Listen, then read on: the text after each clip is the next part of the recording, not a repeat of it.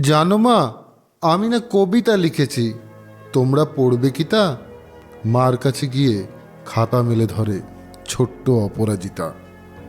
রাগী চোখ মেলে মা তাকে বলেন, মাথা কি খারাপ হলো? চাইপাশ সব না লিখে বরং অঙ্কের খাতা খোলো। মুখ ভার করে গুটি গুটি পায়ে গেল সে বাবার কাছে। কবিতা লিখেছি ও বাবা, তোমার দেখার সময় আছে? মুখটি না তুলে বললেন বাবা। কবিতা লিখেছ? বেশ, পড়ব তো বটেই, আগে খবরের কাগজটা করি শেষ। অগত্যা গেল দিদিটির কাছে। ডাকলো সে, দিদি আয়, দেখ না কেমন ছবিটা এঁকেছি ছোট্ট এ কবিতায়।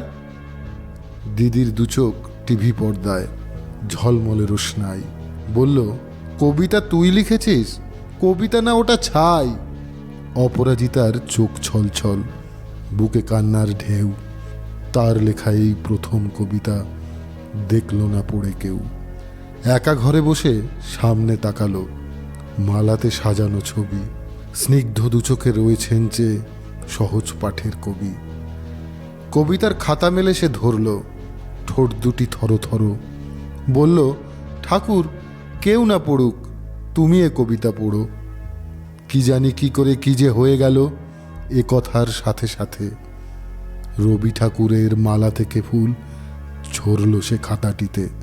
মনে হলো তার সামনে দাঁড়িয়ে বুঝি রবীন্দ্রনাথ।